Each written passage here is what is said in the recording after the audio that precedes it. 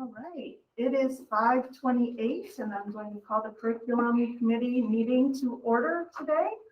The first thing on our agenda is discussing policy 5310, and Joanne is joining us from off-site to be able to discuss that policy. So I'm going to turn it over to her. She did some research. If you remember from last time, there were some questions that she was going to go back and discuss with our attorney, as well as doing some additional research. So Joanne, go ahead and hit it.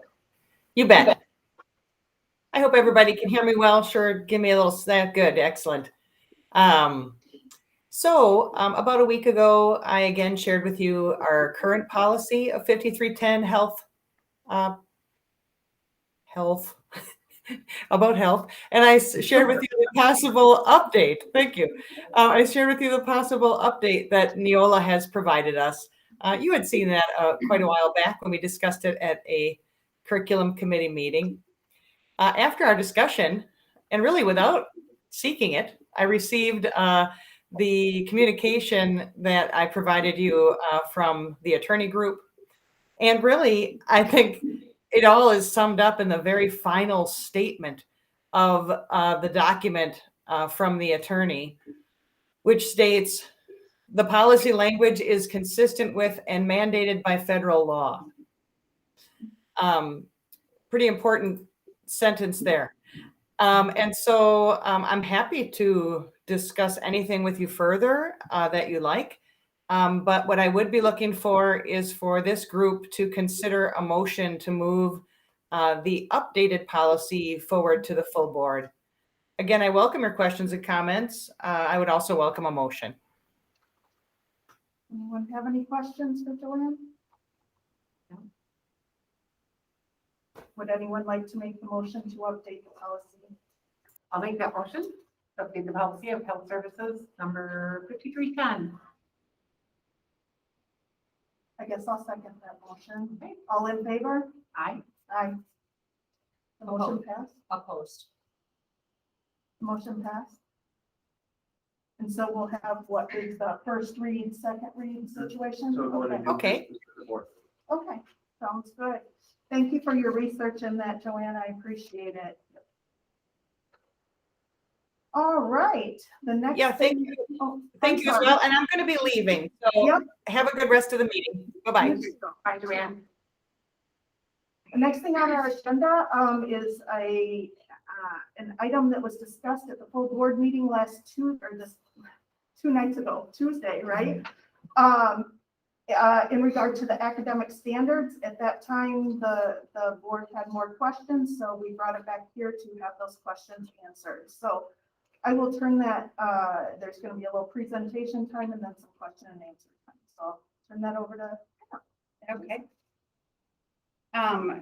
You had an updated copy of the memo, so I apologize, the date was wrong in the one on Tuesday, but that has been changed. And then I also, just for ease in trying to share information electronically with you, linked in the standards. It was previously a bulleted list. I just put the links in to the document here so that you had access to that. So these are the standards that they're the same standards that were previously referenced in there. And you have been provided with a hard copy of all of these standards that are linked in here. So you have one set of each of those. I'm going to turn it over to you to talk a little bit more. Thank you. The next page of the hard copy options that you have there underneath the memo is just a stapled piece. And it really has 3 documents that are cut and pasted from DPI's website. And the first cover page is just talks about what are academic standards, and it talks about, it sets the standards for what every student should be able to know and be able to do. Why they're important, again, equal access to that high quality education, really insanely clear about what we want students to know and be able to do. I don't think it speaks to it, but I think it's an important reminder that our forward exams, our ACT Aspire and ACT exam are also aligned with the state standards. talks about what informs. So there's a link there that isn't a link because it's hard copy, but that second page there is the Wisconsin Guiding Principles for Teaching and Learning. So this is the piece that they reference, DPI is the they, about what guides their work. Won't read it to you, but they have 6 guiding principles for teaching and learning that are outlined by DPI. And the preface of many of these documents includes more detailed explanation of that part in there. And then the last paragraph of the cover page there is the review and revise process. And again, it looks like there's a link, but that link is the last page, the 3rd page. And it just gives a flow chart from, again, DPI of the review and revise process, starting with review notice and ending up with the state superintendent adopting standards. And there's many steps, again, from start to finish, and including many peer reviews, people from all across the state working on those pieces, and that's what this is. Questions about any of these 3 documents? This has all been out on DPI's website for a long time. Yeah. Thank you. Good luck. But I appreciate the hard copy. Sorry, Susie. No, go ahead. No, I just was saying, I appreciate the hard copy. One of the things that I was concerned about was is in the English one, towards the end, it's page 110. Appendix 5. Page 110. Yeah. Good. So the Wisconsin English language arts. So I'm a little concerned about that. It talks about in here the grammatical differences between dominant American English. And so I guess what I'm curious about is why we would move away from that and follow what it says here. In terms of moving away from, Well, my concern is that we, for instance, grammatically, how words are pronounced. Are we saying that we're going to take different pronunciations, or is there going to be a straight pronunciation based on one of these standards? I'll give you an example. Yeah. If someone were to use the word use and Y-O-U-S, for instance, which we could say is culturally relevant to maybe Manitowoc, would that be correct? That's just one example. That's what it sounds like they're talking about here, is that we are going to be taking many different types of words rather than having a standardized grammar. I think there's a difference in, there's within the language standards, there's still some focus on standard grammar. Where I think the shift in some of the standards has gone to is that openness to the diversity within our schools and within our communities. And so when a student is writing something, for example, a story of their personal experience, I think about in the elementary schools, oftentimes they'll write their own, little short stories about experiences in there. If it's a creative writing experience where they're being prompted to think about how an author brings forward their personality, how an author expresses themselves and their culture and their experiences, they may look at models and they may be encouraged to think about how their dialogue with others can be brought into their writing. That would be an example where if that occurred in someone's creative writing, the teacher may not correct it because it's a part of the student's creative writing dialogue that is representing their own life, their own perspective. If it's a sentence activity where they're being asked to look at the correct structure of a sentence, then the teacher's going to take a different approach because grammatically, you is the correct term, right? So there's a little bit of a difference. the reference here, and I did not sit on the committee, but what I can tell you is what I believe the reference is as Jason was talking about these guiding principles and looking at that, one of the shifts that we've seen, especially in the ELA standards, which have been updated more recently, has been that emphasis on including the perspective of diverse students from a wide variety of demographics into the consideration of the work that students produce, the discourse that they engage in, and in some of the texts and things that they are using in the classroom. I would assume that also includes dialects, like if you had a student from Louisiana who Yep. happened to use the word y'all instead. Right. Again, similar situation. I'm writing a creative writing story and I use y'all, but I'm not going to use that in a different context when we're talking about standard English. Yeah, Because we're not just talking folks who maybe their English is not their primary language. We are talking dialects and other things as Right. well. in some cases we are talking about both, but Both. yeah, and it would be, we still have like the grammar practice kinds of things that we are used to. We call it conventions Mhm. is the term that we've used for many years. That still remains very much the same. Talk nouns and pronouns, the appropriateness of how to use them, those relationships between, noun, verb, adjective, all of those kinds of things. That has not changed. I think there's also implications for daily practice, all the way down to the learning targets. We've talked about learning targets here before. And we're really asking folks to have, there's two parts of a learning target. One is the big idea. So what's the big idea, the concept for the day? And then the success criteria. So we want students to know what we want them to be able to do or demonstrate around that thing.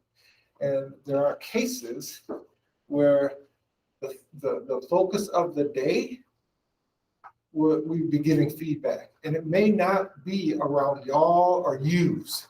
So you really focus on what we're achieving for the day, knowing that grammar still is important and would be another day for another day. I don't know if that answers your question in terms of, I don't know what that reference specifically is in here because I didn't sit on the committee, but that's kind of the way that they're approaching some of the shifts in that preface material here. It explains a little bit more of those shifts. What is your understanding of the code meshing? I'm not familiar with meshing.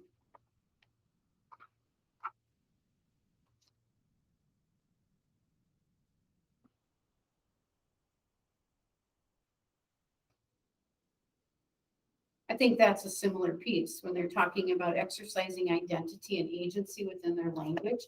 It's really the identity is allowing students to see themselves in the way that they and bring themselves forward and the way that they engage with language, and the agency is that empowerment to really be a strong reader, a strong writer, a strong speaker, a strong listener. And so thinking about that in terms of that cultural piece is a part of, recognizing and being able to feel comfortable and confident in that use of language, the production of language, the receiving of language.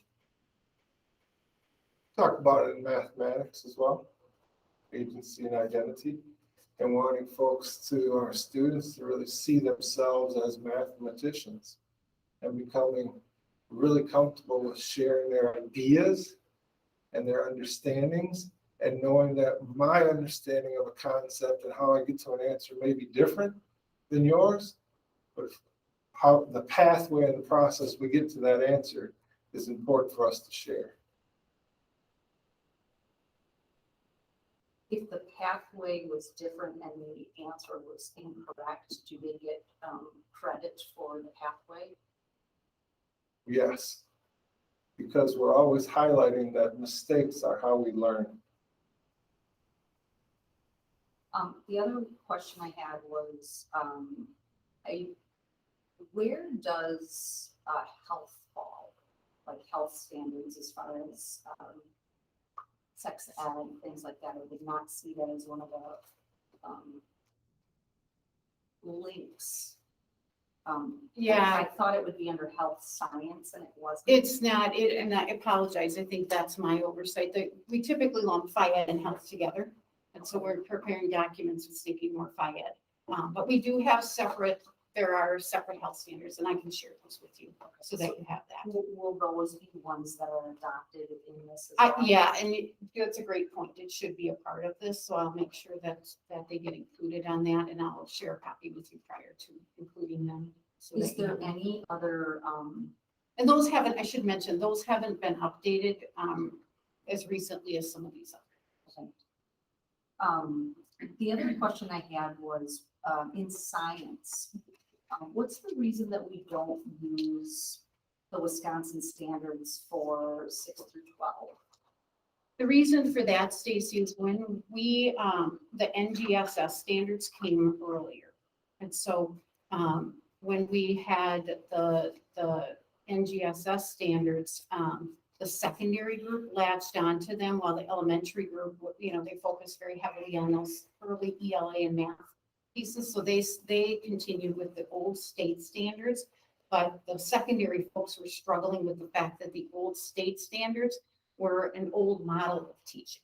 And so the NGSS was something that nationally many schools were moving towards because it blended concepts and practices together for science exploration.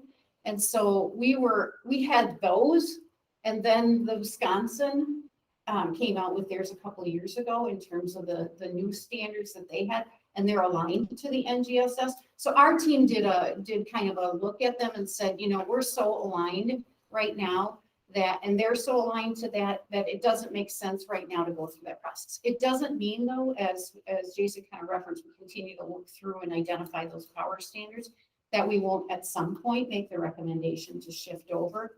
But our secondary folks have been using those for years prior to the state actually adopting them. The elementary is just a little bit further behind. Go ahead. I was just gonna say, we're working now with those teacher leaders, those student learning liaisons. So we have an elementary student learning liaison, a middle and a high school, that we've begun some conversations in the spring, picked them up here in the fall around what is the future of K-12 science? What would it look like in 5 years, and what would we want to accomplish in this first year? So those conversations are ongoing. And that may push towards, aligning K-12 to the same set because of the fact that we want to be able to look at that vertical alignment. Just have to work with that group to dig into that a little more. Are most of the national standards reflected in the state? And I guess I'm asking that because are the national ones with regard to some of these that we have on here better or more relevant than like we did with the Next Generation Science? When the state standards came out, or the Common Core standards came out, there were like 2 camps of Common Core, and states adopted one or the other. So it's Common Core, and I can't remember the other one. I think it starts with a P. So the versions that we have now here, the state standards are all aligned to the Common Core and have been since the inception of the standards. So they really are based off of the national standards. The state prior to this, Stacy, had developed their own. And so we were using those when we first started to make a shift to Common Core until they got into these cycles of adoption. And so they've taken those Common Core pieces and incorporated them into their new state standards because they basically are the ones that said, here's where we're going. And then other states chose this other version of it's very similar, but a different version. I think this process is reflective of that, right? Of really looking across not only the state, but nationally, what is going on to make sure the state standards are pretty reflective of high rigor and engagement for all learners. Are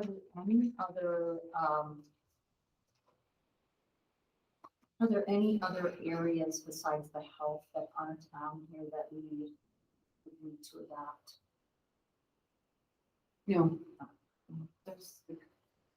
Those would be the only piece that's missing. You have all of the other content areas, and our courses fall in under, so each individual course has its own set within these. You did print out, standards for you for record. Yeah. And then at the bottom of the file, there's something that I would like to highlight. Called, the first page is kindergarten ELA power standards. So I'd just like to talk through that quick. So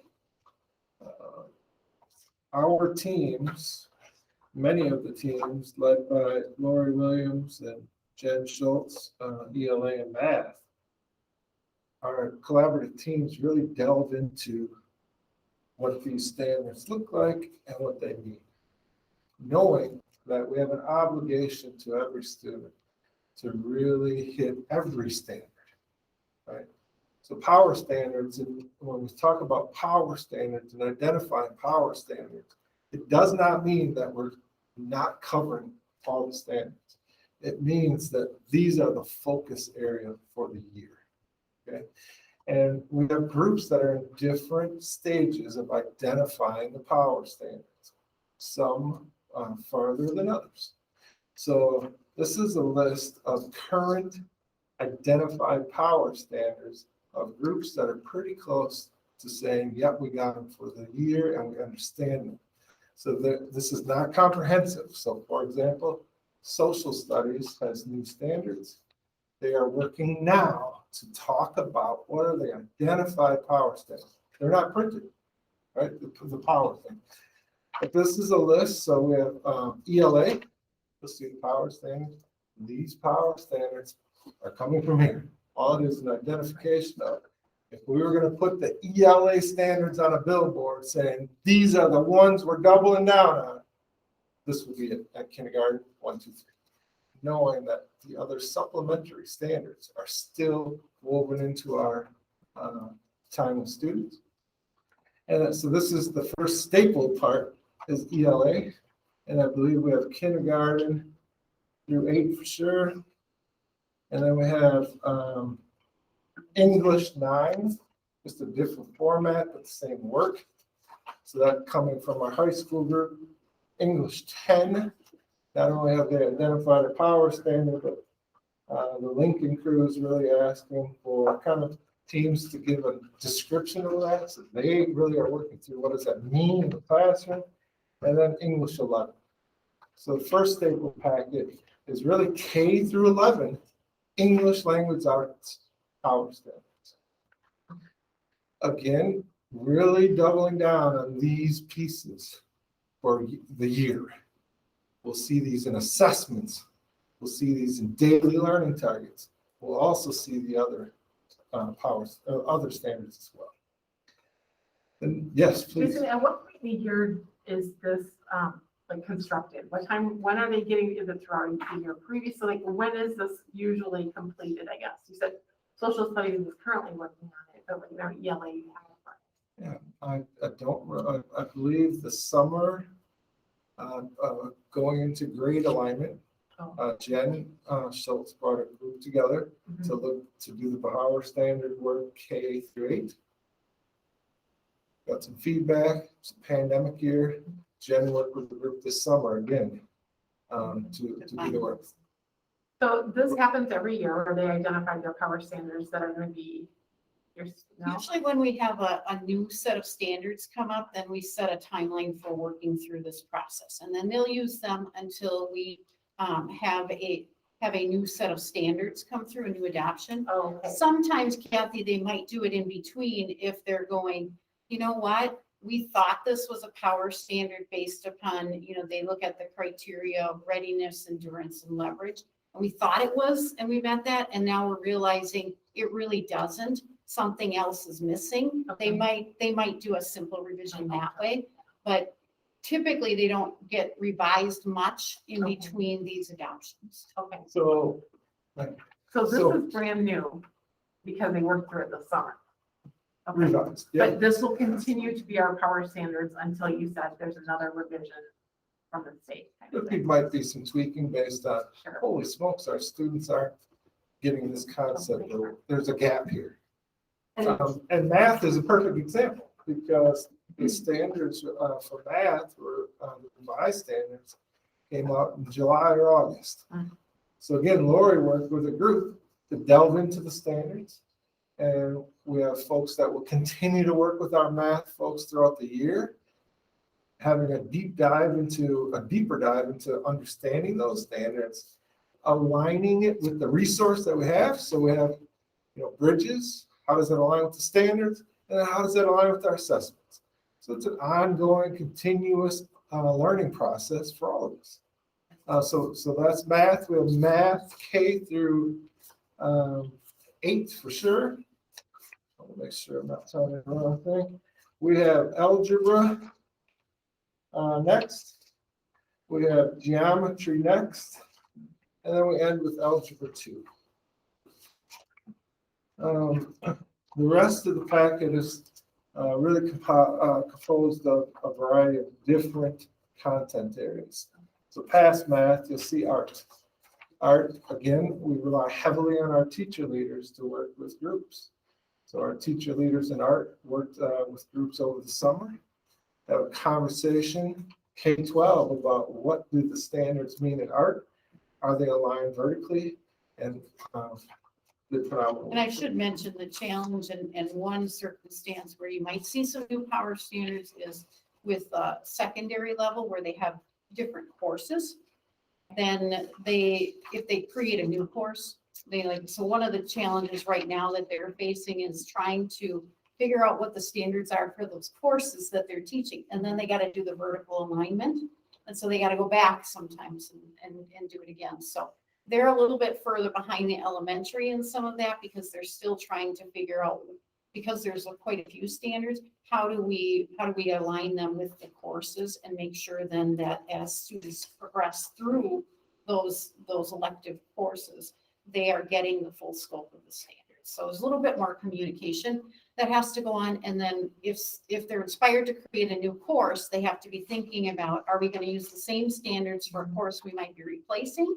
Are we grabbing some others? So there's a possibility of a revision that way, in that process, in those areas. Now, typically, do you guys run, I didn't see these last year, but last year was such an extraordinary year. So do you typically run through power standards with the curriculum committee then when there are changes?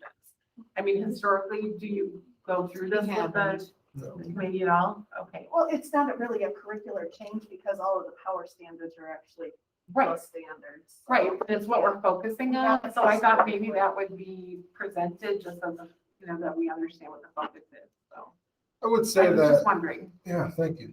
I would say that last year was a unique year, right? So we worked with many groups, and specifically, for example, elementary electives or specials, art, music, FIAD. We had a number of conversations with that group of teacher leaders around, it's September. We are at that time currently in a blended model.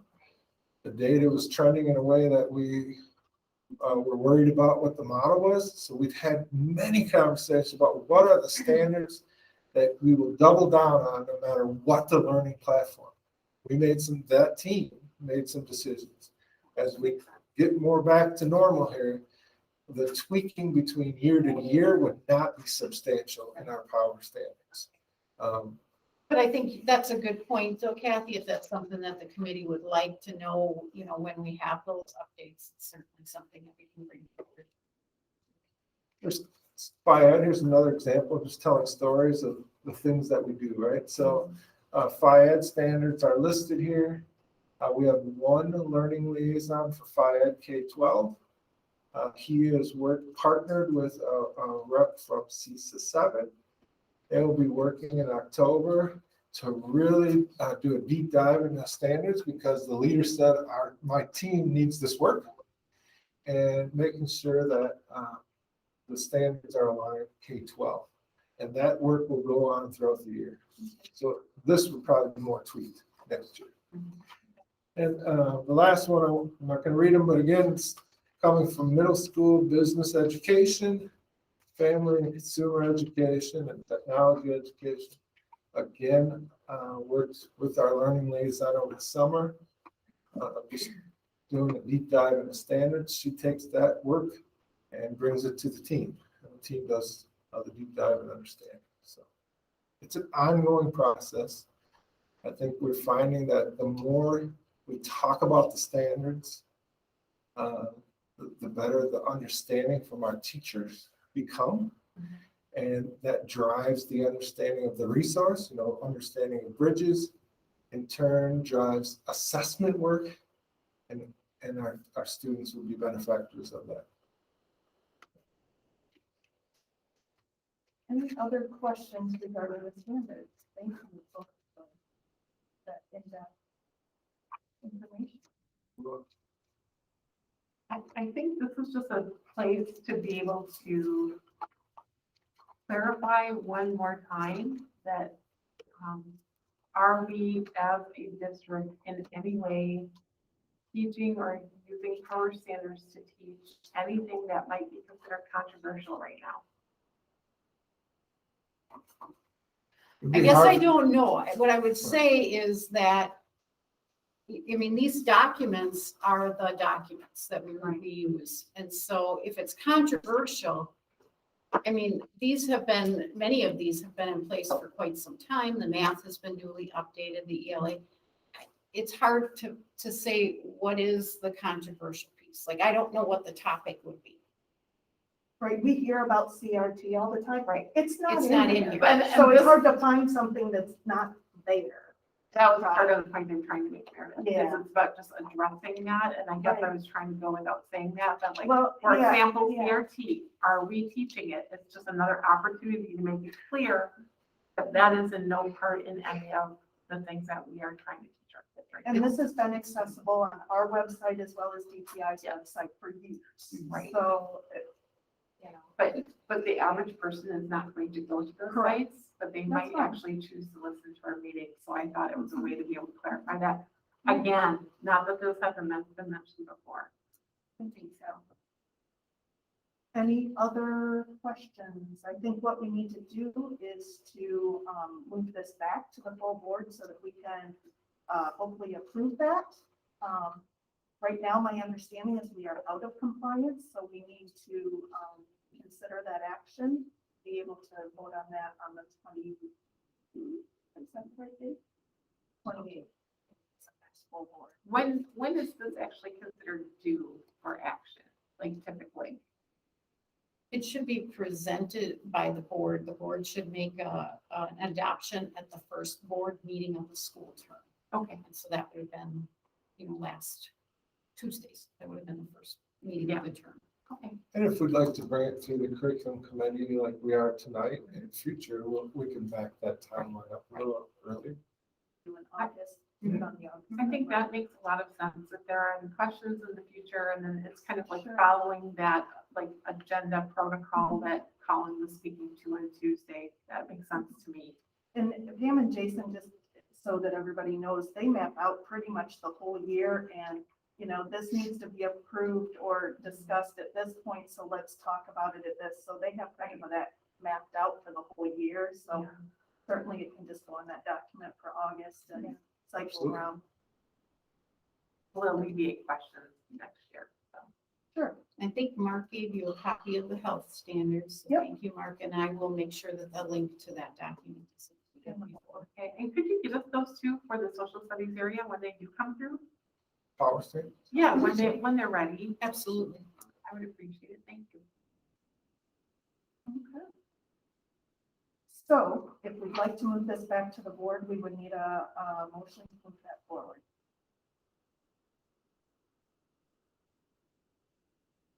I'll make a motion to move it forward. I'm sorry. I'll second. All in favor? Aye. All opposed? Motion passes and we'll pull it back to the full board again. Thank you. Thanks, guys, for all this work. I appreciate it. All right. We have math data. Lori has joined us. Are you doing the show or is I this, think Jason's gonna Jason? start, but I'd be more than happy Okay. to address any questions. Thank you. So I hope I communicated with the team that I would have hard copies of all this data. There was a plethora of tabs and so I just wanted to make sure, oops, wrong button, so thinking. And so I want to make sure that I am just giving you a comprehensive look. So it's going to come in waves.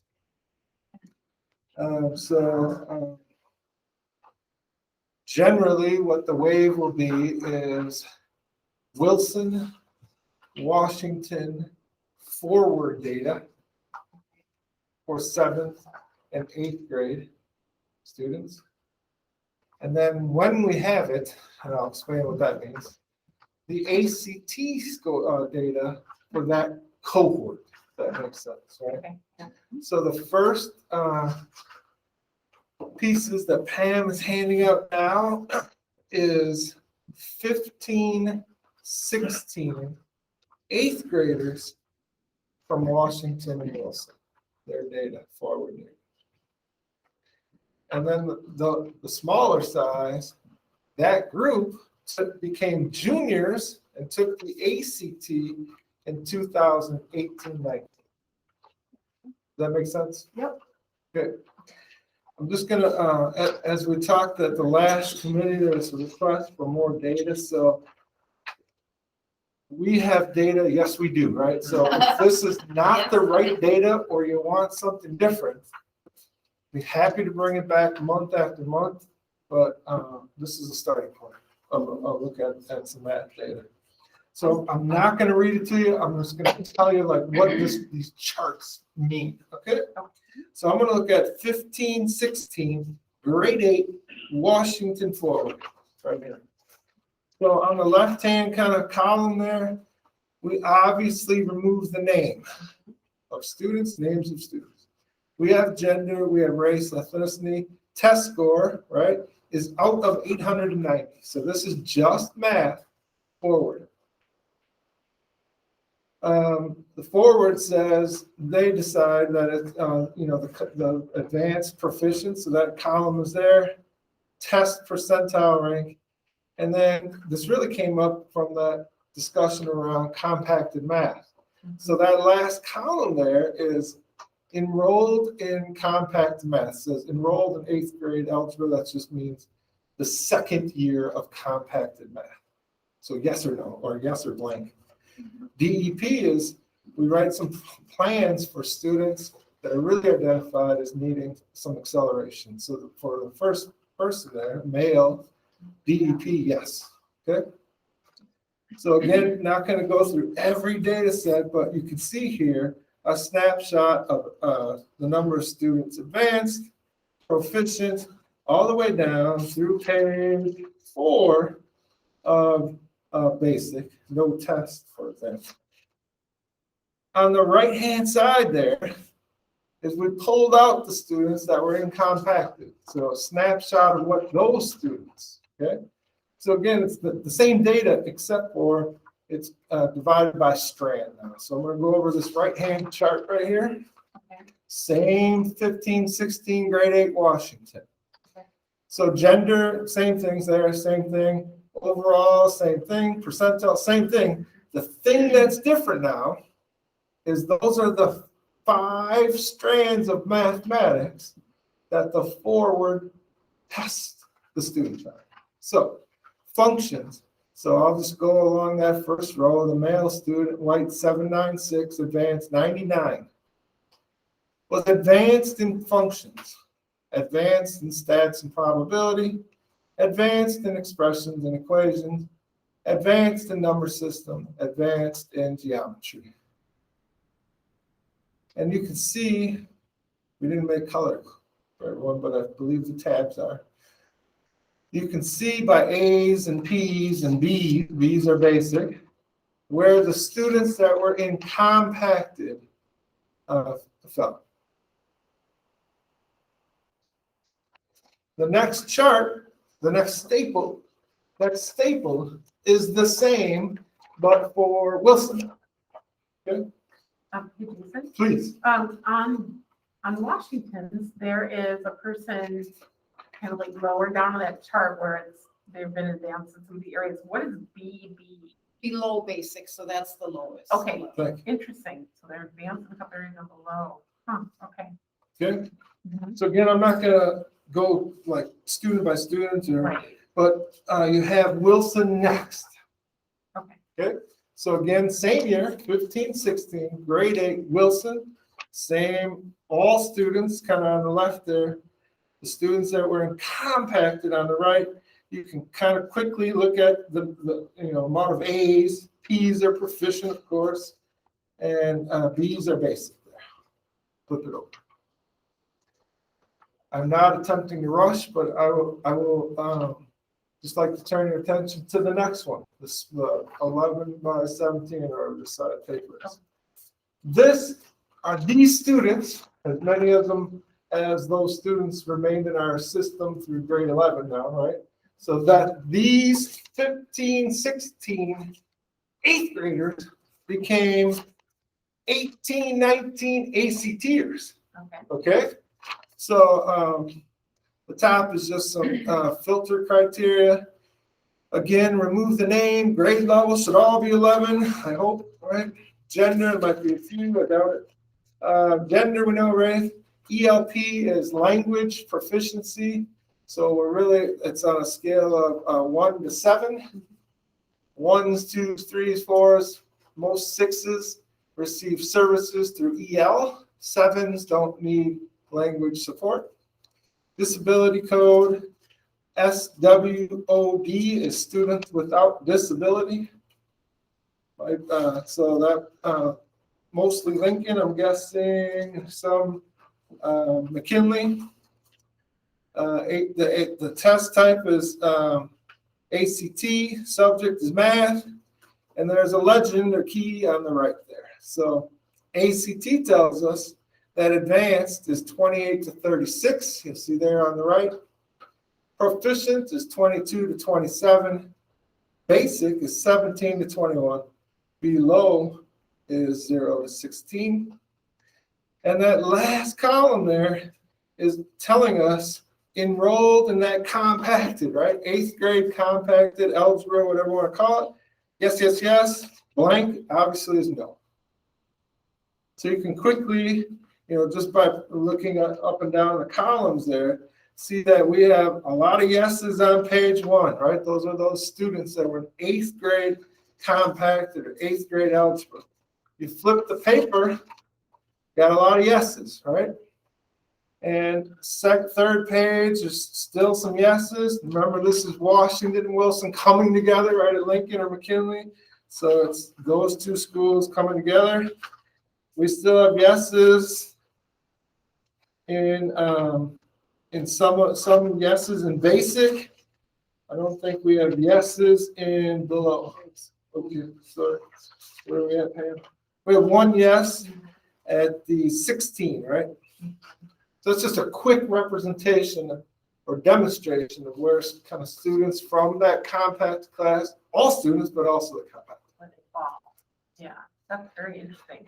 So out of seeing this, then what do we do for our students when we see a student who tests a 16 on an ACT who's been part of, like, what do we do with them? Do we follow up? Do we have some kind of plan for those students? What do we do with that? To find out why that happens maybe, or to help that student again? We have to remember that ACT scores that are taken in the spring, March, April, Yeah, April. those scores aren't available until the summer. The kids get them earlier, but we don't actually get the data until the summer. And it's And kind they of, would be I don't want to say too late, because they still have seniors, but have we discovered any reasons why that might happen? Do we know? I don't know if I am prepared to answer that, Okay. but more prepared to talk about some of the things, more comfortable perhaps, more comfortable talking about some of the things that we are doing to fill those gaps. Okay. And some of that is the very thing that led to this conversation around professional development thinking, right? So we talk about a comprehensive K-12 mathematics professional development plan, because we know the greatest impact on student learning is a great teacher, and we have a lot of them, right? A lot of great professionals working hard for every student, and we want to support their learning at a high level. So for example, we talk about bridges. We implemented a new resource during a pandemic. It was a stressful decision, but I can tell you that I walk into classrooms now and without asking have elementary folks beaming because students are engaged in math and engaged in math play and engaged in math talk and in learning math at higher levels than ever before. So our professional development plan for this year for K through 5 really emphasizes understanding the full all components of bridges. It also is weaving into, because we have these new standards here, and understanding of the standards, how do we assess that? So looking at standards, looking at how the resource fits into it, and how do we assess informally, formatively, and summatively. At the 612, similar, it's not a new resource, but it's still founded in the standards, understanding standards. It's understanding how the resource fits into it, and how do we assess student learning over time. We also have, to answer your question, always talking to building leaders, teacher leaders, about those 4 questions of the PLC process, right? What do we want students to know and be able to do? That's standards, that's learning targets. How will we know? That's how do we assess? What will we do if they don't get it? We want those collaborative teams to have that conversation. They're always talking about collaboration using data and conversations about what we're going to do. And the 4th question is, what are we going to do if they already have it? So, next set of data. Nothing new, just a new set of students. Okay? So, what do we have here? Okay, this is 15, 16. Same, again, I'm not going to read you all the columns here, right? But this is who they are. We have to remember these are students we're here talking about. 15, 16, I'm looking at grade 7, Washington. Same chart, right? All students on the left. Those students that were compacted at the 7th grade level are just pulled out. Their data is on the left, but their data is pulled out on the right. Okay, same chart that I just went over. Okay, and then I have 15, 16, 7th graders. Guess what? They turn into 16, 17, 8th graders. Does that make sense? Mm-hmm. They take the forward again. So all students on the left pulled out those students that were compacted at, I have Washington. Their data is on the right. Same chart, right? Gender on the right broke down by those standards again. Okay. I will take a break after this. 15, 16, 7th grade, Wilson. Right? Matches Washington. Those 15, 16, 7th graders turned into 16, 17, 8th graders. I'm losing track of time. So I probably said that wrong, but okay. Now, last one, and then I'll take a break for questions. 16, 17, 8th graders turn into 19, 20 juniors. This is their ACT data. Okay, does that make sense? So many of our students stay in our system. So this is kind of a cohort together, 7, 8, 11. Make sense? The data is the data. The columns are the same. The key is the same. Let me take a break and ask you for a question. We have 3 more piles. Is the electronic data that you sent the same as all this printed material? Except for, I believe there was, the first 8th grade chart was not in the electronic. Okay. I apologize. Yeah, I caught that earlier this afternoon, so I apologize. But yes, I don't know about everybody else, but in the future, you don't have to print all this. I mean, the electronic copy's fine. we've heard it both ways, Oh. so okay. just All I right. just want to trying to, make sure we're meeting everybody's. Perfect, all right. Yep. Good thing. told my wife we were printing, she was yelling at me about the tree, so I also want to make I sure. recycle. It's all good, yeah. Just want to give, When I see this, to be honest, like, I know we're not really discussing this group of kids, but when I see this from Wilson go from their 7th grade to 8th grade year and compare them side by side, it alarms me, and I wonder what happened. So is that part of what you guys are doing too? And then how do you address when you see those kinds of differences? Because these are pretty drastic. yes, If you look at the Wilson numbers, and granted, this was 5 years ago, right? But when you see that, I'm sure you saw it before 5 years ago. At least I hope so. What do we do with that information? well, we share, well, we don't share, building leaders look at that, and we have a conversation. And those conversations about hypotheses about why lead to professional development plans, right?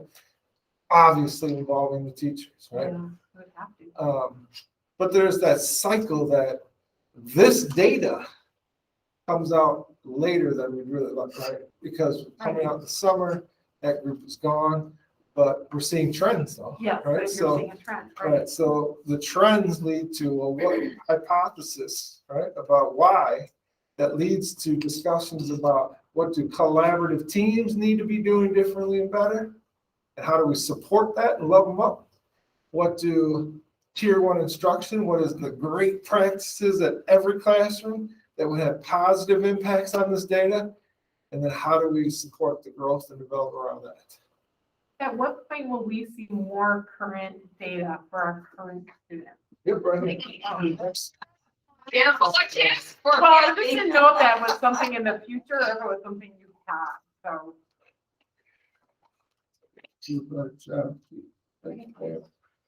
Thanks for helping. I actually find it quite interesting to actually see it side by Right. side. And actually, I didn't care about this being a paper, but I like being able to push around to compare them side by side rather than flipping through online documents. I don't know, kind of nice. Now, just, no, I had to I make did myself, request it though, but it's kind of nice. I had to make myself a cheat sheet so I wouldn't mess this up. So now, what Pam is giving to you, same charts, right? The same, no difference in the columns. But now we're talking about 16, 17, 7th graders, Washington and Wilson, that become 17, 18, 8th graders, Washington, Wilson, which become 2022, 2021 ACT juniors. You don't have the ACT data because that data is embargoed. We can't give that to you yet, but we can when it's unembargoed. So now we're getting more current. Yeah, and so at what point was, like, Bridges just started though, that was just last year, so we're not gonna see those kinds of outcomes for a bit. The 5th graders are now 6th graders. So, It's gonna you know, take a it's while. gonna take, and last year was that kind of a year, right? Yeah. So this is kind of year 1.0 with Bridges. Yeah, got it, okay. We called last year 0.5 year of implementation. Yeah, I get that, for sure, yeah, okay. But again, when you listen to students and staff that are excited, especially at the elementary level, excited about doing math, it's that in and of itself is exciting. I got to ask a little kindergarten girl one day, she was sitting next to me coloring, and I said, "What's your favorite thing about school?" She said, "Number corner." I'm like, "Man," she said, "it's so much fun." Oh my. So again, I won't go over what the data, the columns, but you can quickly look at, I have 16, 17, grade 7 Washington forward.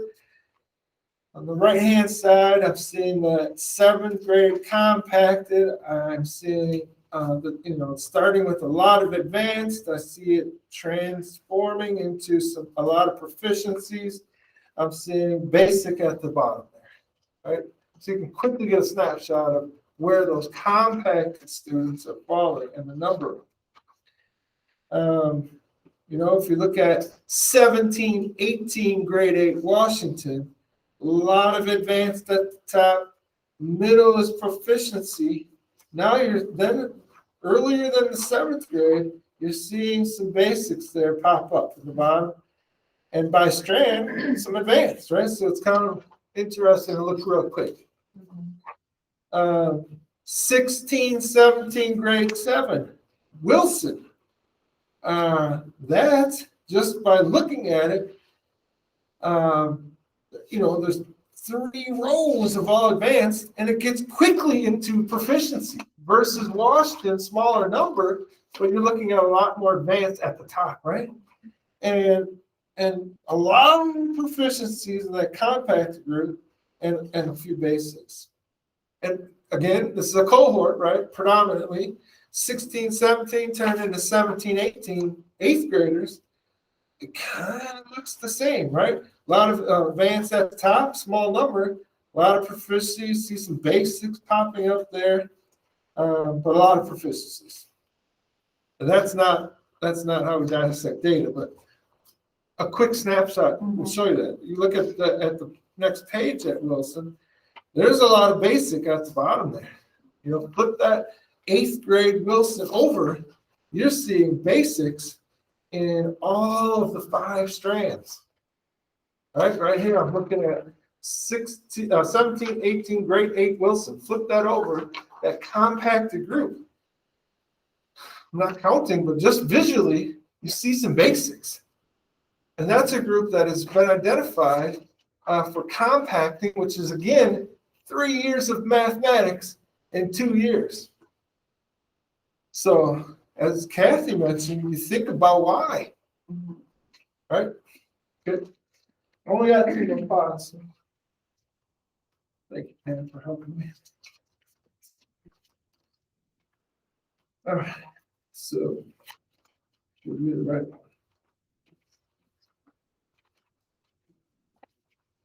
Now, again, this is more current, Kathy, right? Every pile is, this last pile is the most current. So I don't want to start talking too earlier, but you can see the trend, right? So this would be 17, 18, 7th graders, and 18, 19, 8th graders. There's my cheat sheet. Those folks are now 11th graders, right? They will take the ACT this year in the spring, and we'll have that data embargoed a year from now, right? So that's where they are in the data wall. So I'll give you a second to get the charts.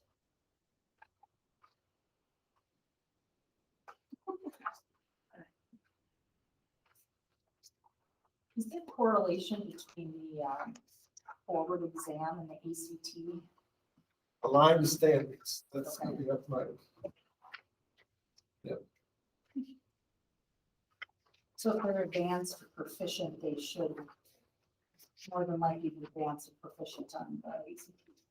Yeah, we would hope that they would be at that level. So again, I'm not going to go over like each column here, but I'll start at Washington alphabetically first, right? And maybe first in our hearts. I don't know, Derek. But 17, 18, 7th graders. I'm looking at the right-hand column, and again, this is not how we dissect data, but just looking at the chart, you're seeing a lot of advanced and proficient kind of intermingled at the top there. Then we get a lot of proficient, then we get some basics woven in there, right? Just a quick snapshot. Again, those 17, 18, seventh graders turn into 18, 19, eighth graders. Predominantly the same group of students. That compacted group getting 3 years of math in 2 years. We're seeing some advanced intermingled with a lot of proficiency. Seems like more basic at the bottom than at their seventh grade level. Again, that's not how we do data, but I'm just saying that a quick glance, you can see that. I'm turning to 17, 18 Wilson. I see automatically there are more students in compacted because I have to turn the page, right? These are things that I notice. I see a lot of advanced, 3-4 rows of advanced, see a lot of proficiency, some advanced intermingled. I start seeing some basics. I flip the page, I'm on 17, 18, seventh grade. I'm starting to see a lot of basic, which for me, I wonder why. Why are they placed in compacted math at the testing at a basic level? That almost sets them up to fail. Yes. You have to think about that. Why, right? That's the why. Like, see? And then 17, 18, grade 8 Wilson, right? Predominantly the same group. Again, more than Washington, which should hold true. We want them to keep on that track. A lot of it, some advanced, proficient advanced, some basics, right? Female, white, 698, proficient, 84th percentile, advanced, proficient, basic geometry. Right, that's how I'm reading this chart real quick. I'm seeing female, white, 682, 75th percentile, proficient, advanced, proficient, basic. Last, male, white, 660, basic, 59th percentile, basic. Yeah, I turn the page and I'm seeing a few proficiencies. Everything is basic. The rest is basic. So that's the data. Again, that's not how we dissect data, but that's a quick summary. This is the last one, I promise, for tonight at least. And this last chart is just a summary of those 2 years of ACT. That's what this is. So this is a quick snapshot of those 2 individualized ACT data pieces all on one sheet. Okay, and I'll go over what this shows real quickly. So when I look at the legal sized ones, right? And I look at seventh graders, again, my question would be, why would students who test at a basic level be going into compacted math? And then when I look at the eighth grade packets and those basics seem to increase, it's almost like they're already trapped now in the compacted math. What do they do to be able to recoup that information that maybe the compacted math was not a good plan for them, and now they need to potentially relearn that material before they head into ninth grade. So those are the 2 big questions that are floating in my head after I look at these. Yes. Thank you. The last one here. So on the left, percentage of 8th grade algebra students. Again, that's that 8th grade compacted course.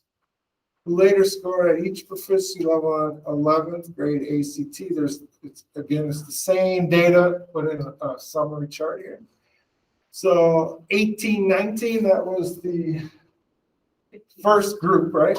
So that is the 15, 16, I lost track.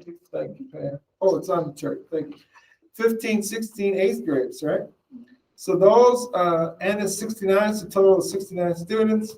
Broken down, so this is students that were in 8th grade compacted math. Of 69 students that took the ACT, 18.8% were advanced, 55.1 proficient, 24.6 basic, 1.4 below. I won't read you the rest, but that's 1920, same thing. The right-hand chart, students scoring proficient advanced on ACT in 11th. Now there's really, there's 5 columns. broken down by ACT score. 36 is the highest. Number of students who took algebra in 8th grade. Number of students who didn't take algebra in 8th grade. So what that means is 0 of those students had a 36 on their ACT. And then the same chart replicated for 1920. So does that mean that essentially the kids who are getting the A's and the high P's in 8th grade, can we correlate them to the blue zone? Is that, Say again. so the kids on this chart that are getting the advanced and the proficient, the upper level proficient, are we saying that those are primarily the kids that are falling into the advanced or the blue zone of the APT scores? Yeah, Necessarily. not Not right, necessarily, we can't make that right. one spot, Right. okay. So what we're saying here though is, a quick glance, I'm looking at 1819 on the right-hand side chart. The number of 69 students that took and was in that compacted crew, we had 2, 7, 10, 12 students out of 69 score between 36 and 28. Right? And of 237 students that didn't take compacted, we had 0 students score in that range. So that's how I look at that. And, again, of 69, I was in the compacted group between 20, I can't count up that, 23, 30, 38 students scored between 22 and 27 on the ACT. We had 18 that were below proficient. So, The answers a lot of questions, but also creates a lot of questions in my mind. I mean, my mind's kind of all over the place, but you can't help but notice that there's a very large difference between the number of students at Washington and Wilson in schools who are advanced in their math. That's interesting. In every single one of these groups, we have far more kids in the advanced area at Washington than we do at Wilson. I think that's interesting. And I also think that it makes me question, like in this last chart, you gave us 2018-19, we had, like students, the majority of students in 2018-19 fell at kind of like at the halfway mark, right? Like you divided it half and half. But so here's what's else. But then the next year, it's like there's probably anyone who's at basic or below. Sorry, what? Yeah, no, I was just gonna say, I was looking up, I looked up like UWGB entry ACT exams, like what gets you into Math 100 kind of thing.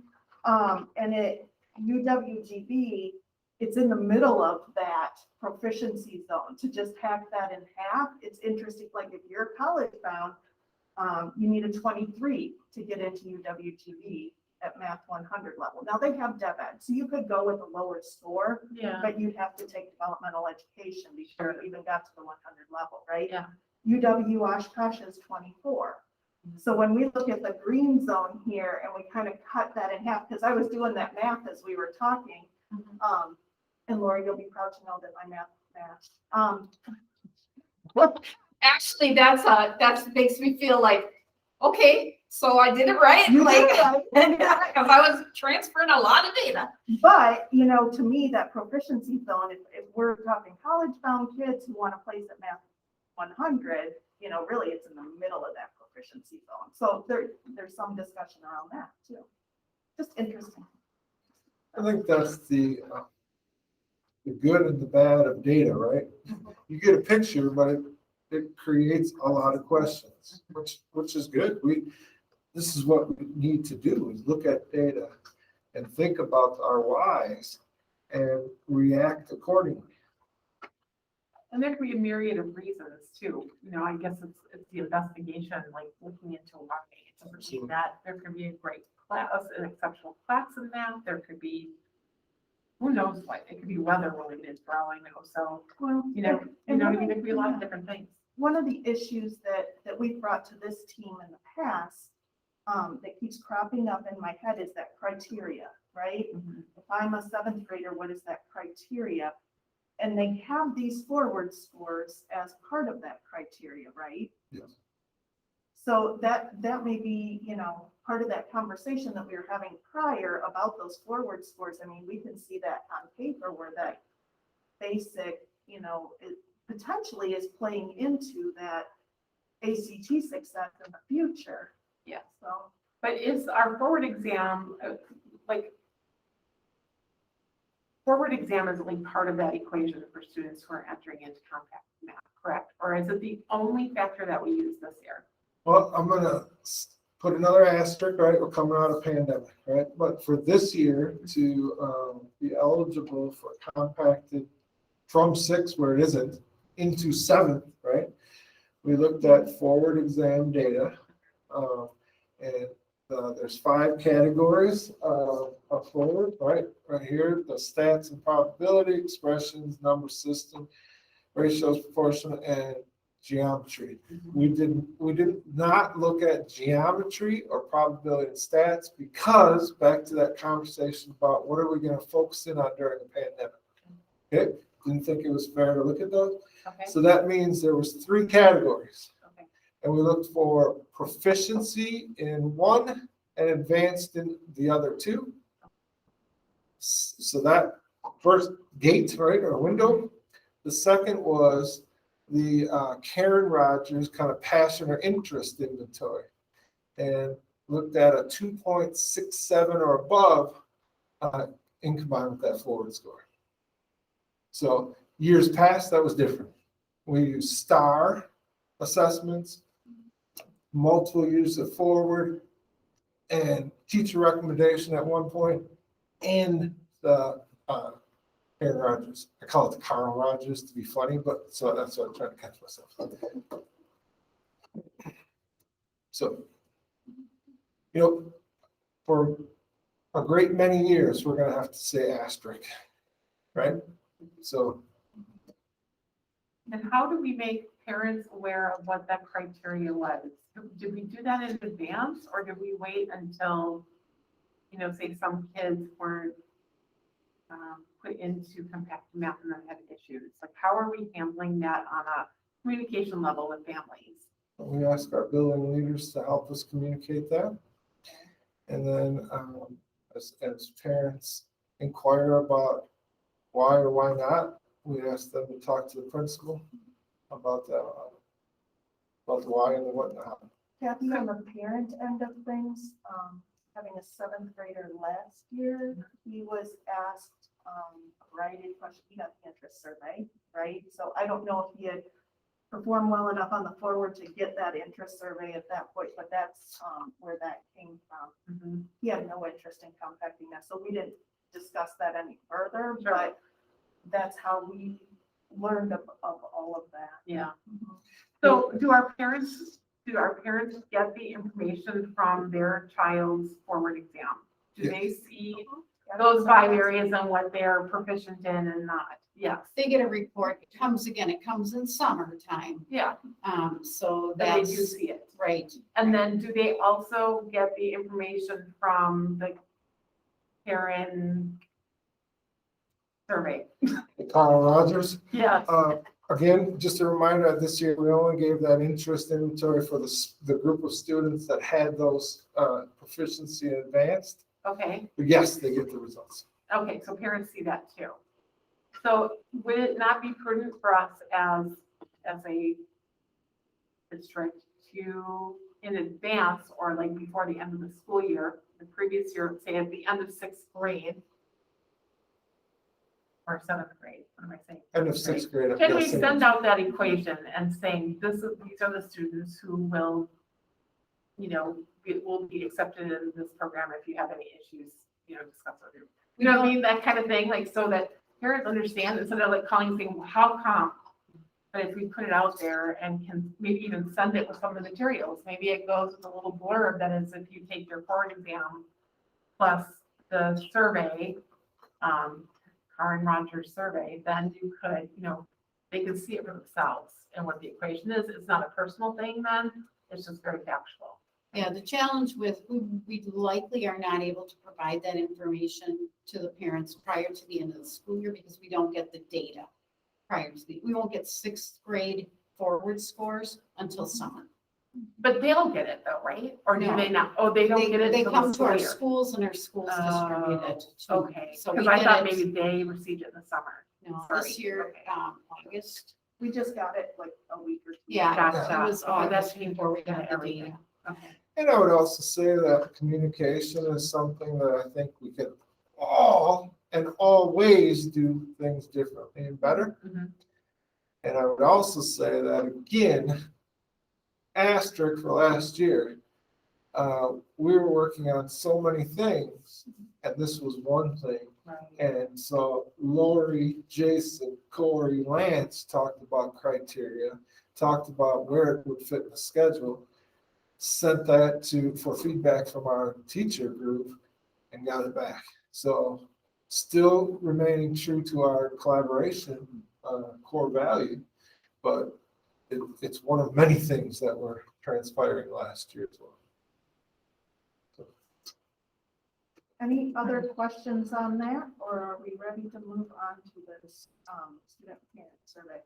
Just wanted to ask when they get to high school and there's more diverse mathematics, is there a criteria to get into those classes, or could they take an AP stats or an AP, or is it based on the performance? It's based on just taking the class Right. prior, Okay. right? So So just the we wouldn't prereq. want students taking Algebra 2 before. Okay. And there are pathways to get to high levels of mathematics, calculus, without being compacted at the middle level. Right, so we set the foundation, K through 8 mathematics in a lot of ways. And without going through compacted, I can still end up in those upper level math courses. Yeah, but I will say that's a little, because that there is an option there, but it is requiring a student to take 2 courses of math in 1 year, right? That's one of 2 That's only pathways. one path. Okay, so what is the other one? The other one is another compacted class. Okay, So at the junior level, you can take Algebra 2 and pre-calculus as a compacted class Oh. because there's so much overlap okay, you can actually get those 2 years in one, okay, and it works just fine. okay, good to know, 'cause I thought we only had, and then that limits electives and other interests. Yeah. So, yeah, good to know that, okay, thank you. All right. Good stuff, thank you, guys. You're welcome. Did you have a pile for this, Pam? You're gonna have to look on board book. That's Oh, all right. Our my. next item is a Wow. carryover from last meeting where there was a more expensive data dig requested. And that has now been provided. And so I would ask him to go through what she started last time. Okay, so first up in the presentation is the student engagement information. And again, we did the administration of this late April, early May. We had all students in grades 4 through 12 were invited to participate, and we had 1,366 students complete the survey. The indicators are scored on a 4-point scale of 4 being always, 3 being usually, 2 being sometimes, and 1 being never. So they respond based on those criteria to several different questions. And those questions are grouped into the areas of connectedness, drive, citizenship, preparation, social emotional aptitude, wellness, academic and career planning for grades 6 and above. And then equity was new this year. It was something that school perceptions added into their survey. So on page 3, slide number 4, is connectedness, and there's a description of what that is. And really just looking at relationships, both with peers and adults, having that sense of belonging in the school and really feeling involved in school-related activities. And added to this packet on the following page is that historical information that you were looking for, Kathy. So this year, our district average was a 2.90. The comparison group is school perception pulls data from schools that are similar to us and gives us a comparison score based upon that. And then I just left the 3-year average in there, but I know that we asked for the historical breakdown. So here's the historical breakdown for connectedness. Okay, so we actually improved. We went down from, I think we might have a wrong number on the historical. In In 2021, should that read 2.91? Because that 3.01 is the comparison. Is that, and I put the wrong, oh, yep, sorry, I put the wrong one in or there. 2.90? Yeah, I'm 2.90. sorry. Yep, I put the comparison in there. I apologize. That's okay. I'll do that. So we went down, Kathy, though. If you look at the trend, we went up, and then this past year we went down. We were up at a 3.20 last year. The next one is Drive, which looks at perseverance, helping students really thinking through to challenge themselves, to overcome obstacles, challenge themselves to think at higher levels. And we went down. We were up last year again, and then saw a decline again this year in that. Some of this, you know, we've seen some of these things over the course of last year with some of the challenges of students engaging through the pandemic. I would So, almost think that would be expected. yeah, so this year will be an important year for us to look at that trend and see where we're at, you know, as we kind of move through a little bit more of that normal school year with the face-to-face interaction and opportunities. I think it's important to note that the timing that we gave this survey was different last year than every other year as well. Because we traditionally for 1, 2, 3 years gave it somewhere between Halloween and Turkey Day, somewhere, you know, that window. Every time we were about to execute it, we were also about to change the learning model. So we did not want to do that. So we waited till spring to give this. So I think that's important to know as well. Citizenship really is just the students being motivated to achieve goals, really like that community sense of following rules, looking at role models, those kinds of things, and then making responsible decisions based upon some of those models. And again, we see a similar trend to what we've seen in the others. We were up in 1920 and down a bit this year again, and at a 2.96 this year. Preparation is how prepared students feel for the future. And if they can see a connection between what they're currently learning and what's going to be a part of their life in the future. And that is something that we were up pretty significantly last year. And, you know, we're down again this year. So it's an area that I think ties in. We'll see academic and career planning a little bit later as well in the 6th through 12th grade. So that's just something for us to continue to focus in on. Social emotional aptitude is what we would expect, how students feel about their ability to deal with their emotions, manage it, how they feel in terms of empathy towards others, express their emotions, self-control, those kinds of things. And we, again, saw an increase last year and then a decrease this year. And then wellness has been a category we've typically been lower. And that is just students managing their healthy lifestyle. So they ask questions about, are they comfortable with the amount of sleep that they get? Are they eating healthy? Those kinds of things. And again, the same trend. We were up and then down a bit this year. And that is one of those areas that, as I indicated, has been on average a lower area for our kids. Just because they're, you know, working on trying to stay healthy sometimes interferes with some of the things that the kids like to do. And then academic career planning for 6th through 12th grade. And that's an area where we've seen a bit of a downward trend. So we'll talk a little bit later about one of the focuses that we have to try to really dig into that and see. We've got some folks that are working hard in our counseling team and our school to work team to try to impact this. And then equity is the last piece. And as I indicated last time, I did put the questions in there so that you have a sense of the questions that students were asked. They were asked to respond to these things on that scale of always, usually, sometimes, and never. And the percentage on the right-hand side at the end of each statement just gives you the indication of the percentage of students that said, this is always or usually true for me. So meaning that students generally feel that is something that's true for them. So those are the percentages. And equity in this lens is looking at students feeling respected and valued and feeling as though, they have what they need in order to grow and really excel in their learning.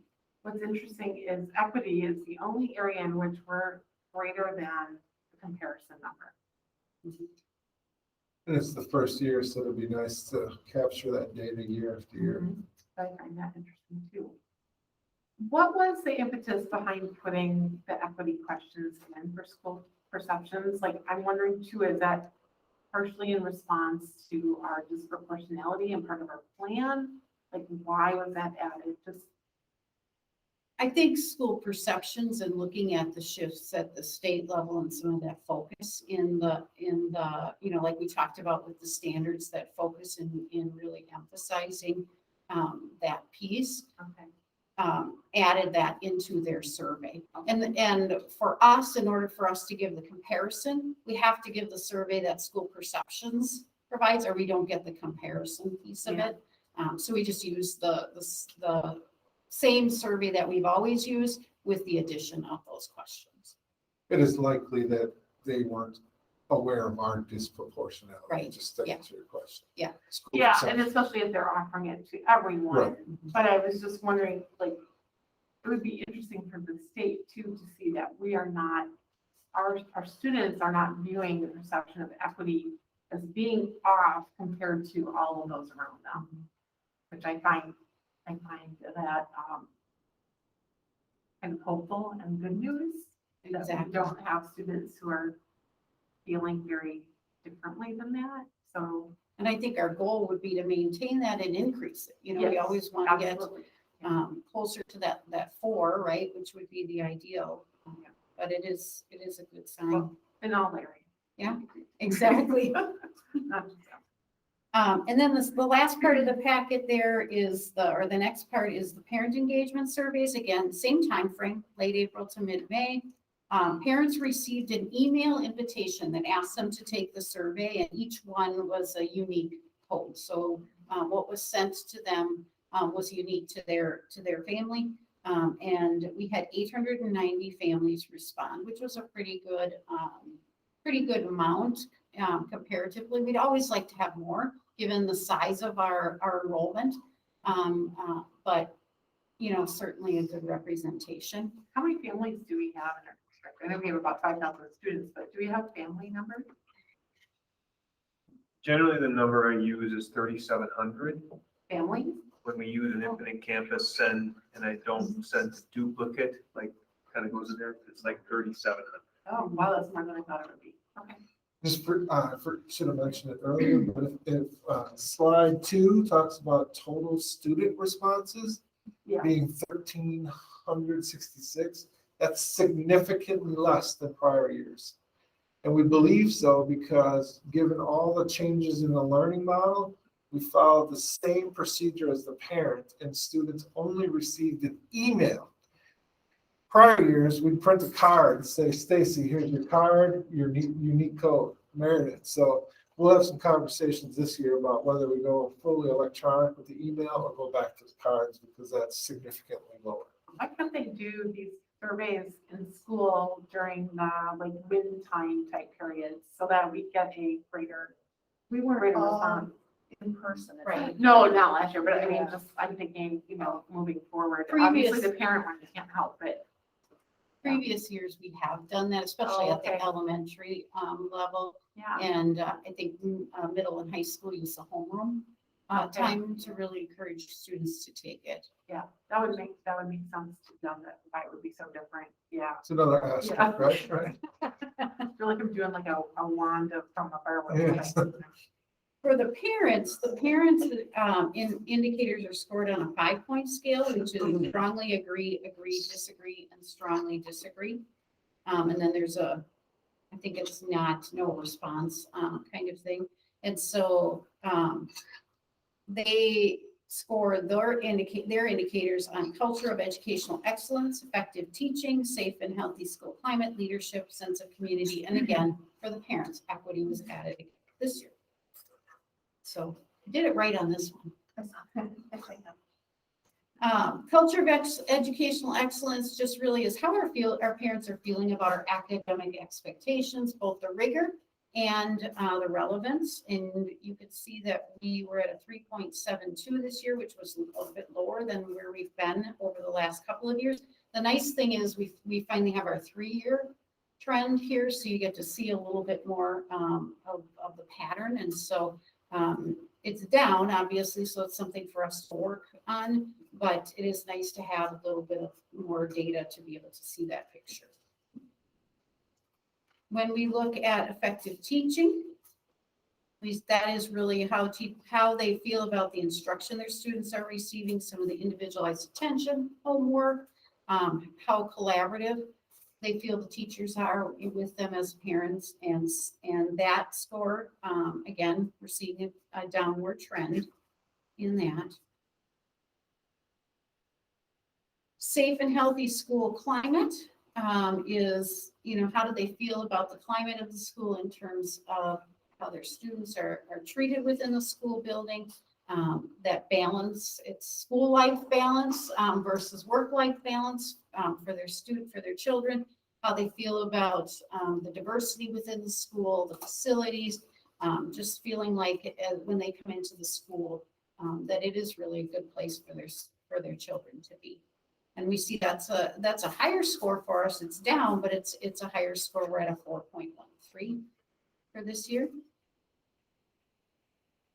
Leadership looks at, does the school have a clear mission and vision? What's the communication like? Do you feel like things are organized? There's good planning, and responsiveness. And that score, again, is down from where it has been over the last 2 years. Sense of community is that, that community awareness and bringing families together into the school, asking families for input, for feedback on things, family involvement activities. Are they encouraged to get involved in the school, invited into the school, those types of things. And that is down as well. It's a little bit higher in previous years. We were over at that 4.0 range. So something for us to continue to focus in on. And then equity for the parents is really how do they feel about families and their children being treated with respect in the school? Do they feel like their children have the resources? So very similar to the kids, but from the perspective of the parents. Do they feel like their children have the resources they need? Do they feel like they have the opportunities to help them grow and excel? And the questions that they are asked related to equity are listed for you there. And again, they had to respond on that scale. Any questions about the parent piece? Then at the end there, you have just 2 others that I think are important to note. The parents are asked about what things they have to rank, a list of things that they believe are, in order of importance to the success of students. And so they have to say, is it very important, important, somewhat important, or not important?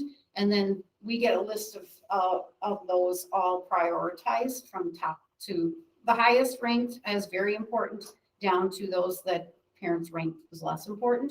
And these are the top 5. So very heavy on our core academics with reading, writing, math, special education programming for our students with disabilities, and then science.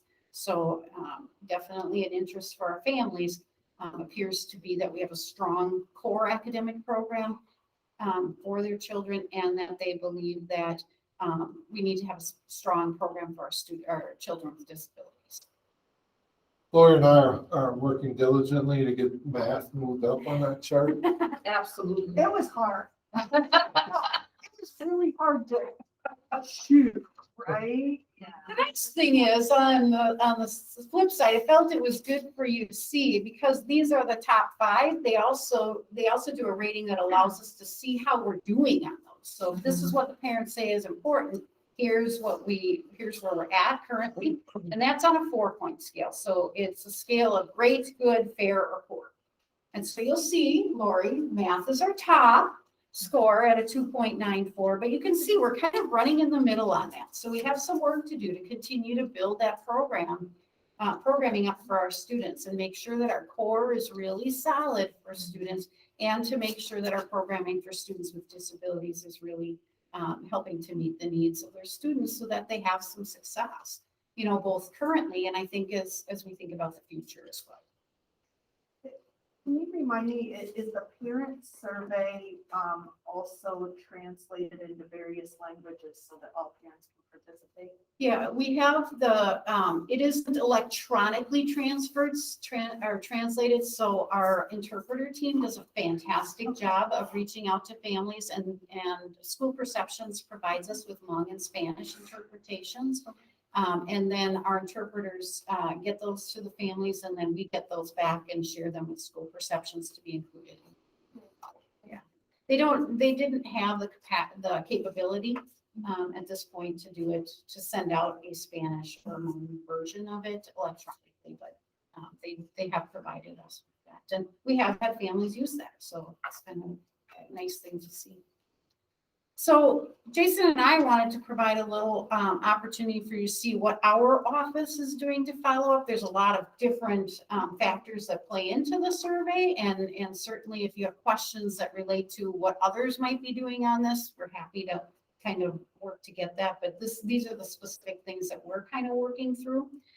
So we did dig into this data as a team. Lori and Jen Schultz, our literacy specialist, Jessica DeFrey, our technology person, Jason and myself sit down and on a regular basis and collaborate around things. And this is one of the things that we have dug into.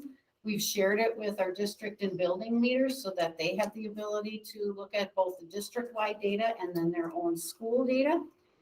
And then we did data digging with them, and we've done several years ago, when we first got the data, kind of went through all of how you interpret this data. And now it's more about making sure that they understand and any questions they have about it, so that when they're digging into it with their leadership teams, they know what they're looking at. They now also have the ability to look at trends, which is a nice thing for them to see.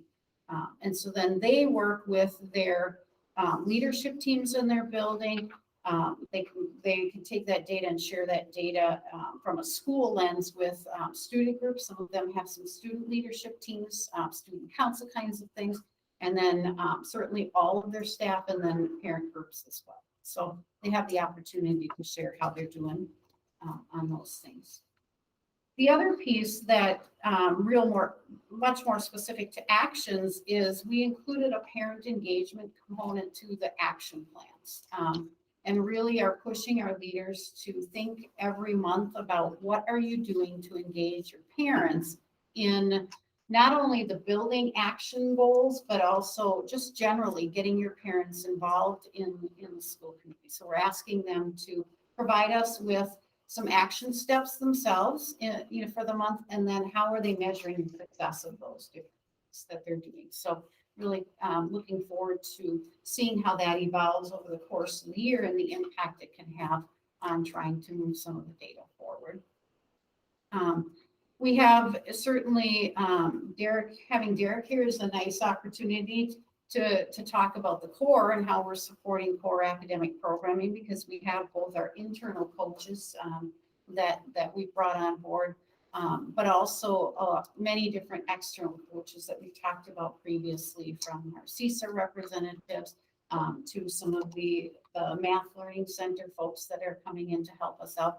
And so trying to really bring in that job embedded coaching for our teachers on really good practices in our core academic areas, so that we're making sure that they're getting insights into how to do things, but then also feedback. A lot of our teachers want feedback right in the moment. I want to try this, and I want somebody to give me some sense of how to do it. So that's a role that Derek can play for staff when he goes into classrooms, and then our coaches can also play that role as well when they're coming in and doing staff development or coaching cycles. Many of our external coaches also come in and do coaching cycles. So trying to work around how do we make sure that we're creating those environments for kids to be achieving high standards, but also getting the supports they need so that everyone gets there, because that's a part of growing the core. It's also a part of helping some of our students with disabilities really achieve some of those high standards as well, because we know they take the same assessments, right? They participate and engage in the same statewide assessments. They engage with the same standards.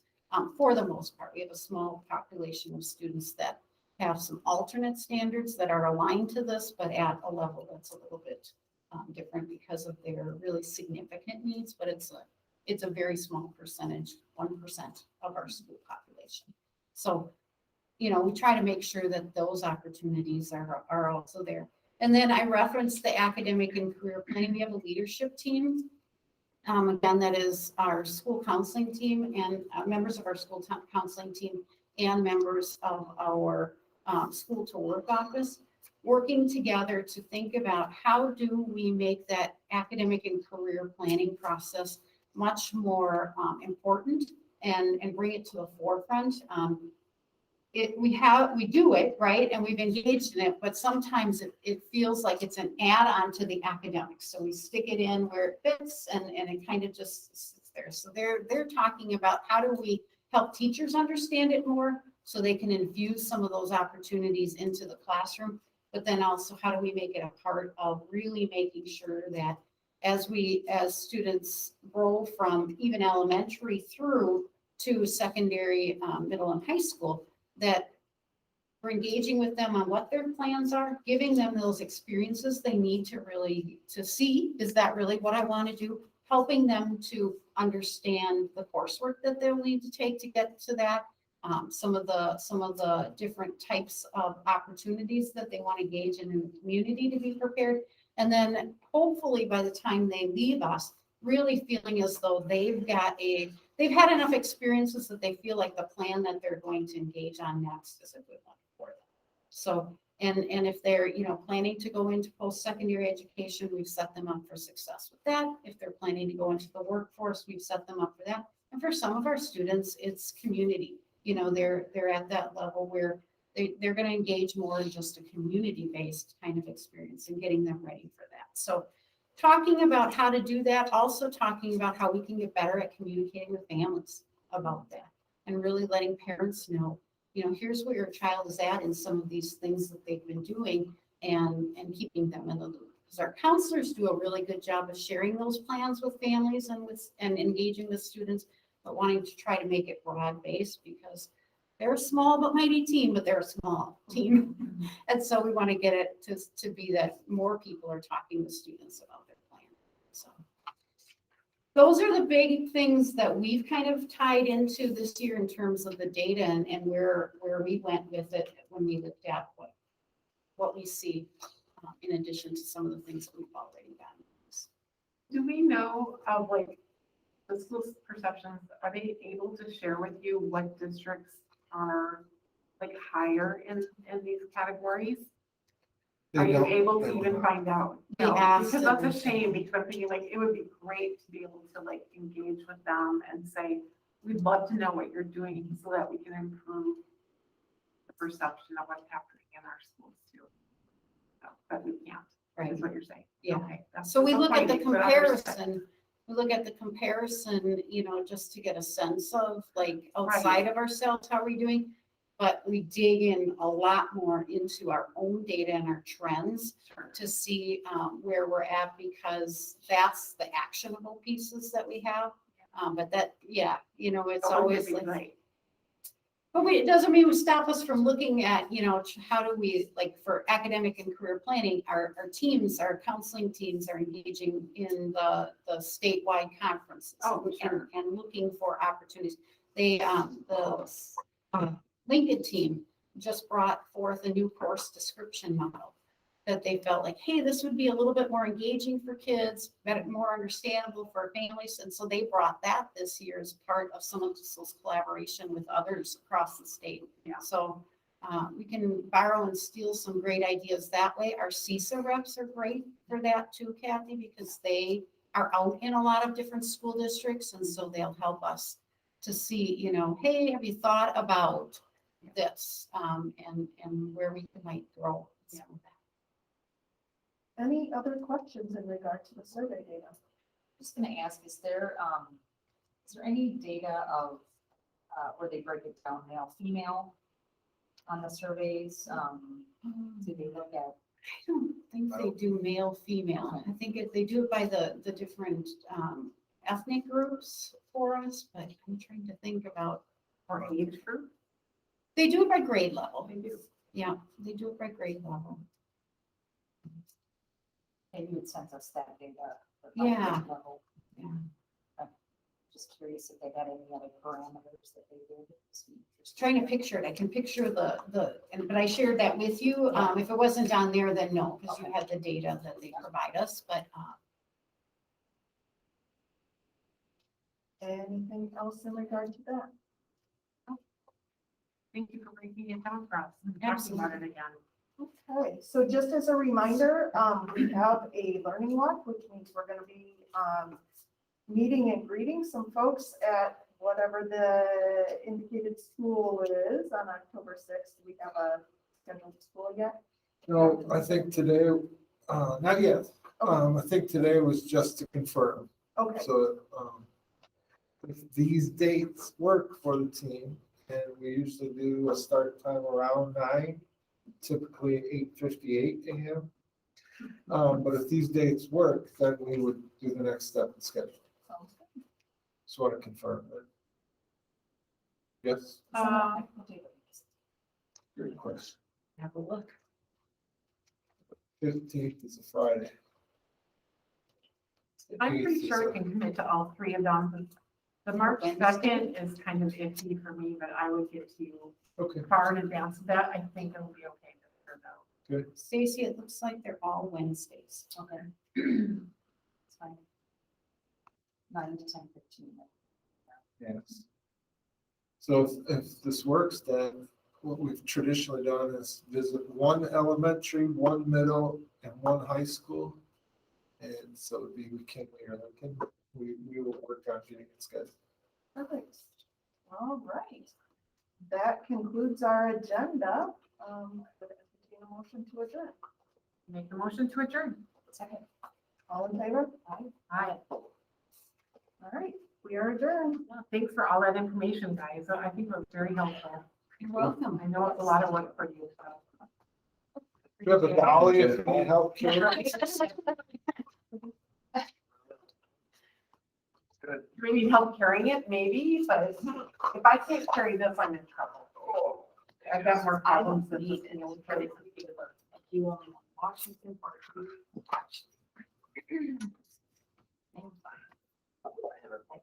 Risk throwing an HRA off the dial, Not important to you. eat something on the way home, right? It looks like it's most of that. We can try it in the morning. Yeah, so. Yeah. What do you have in the morning? What time is your flight? Like a Seven, test of some sort? HRA, or doesn't eat, You're gonna right? have like a psychic, like cholesterol or something. I'll probably go for like a double big.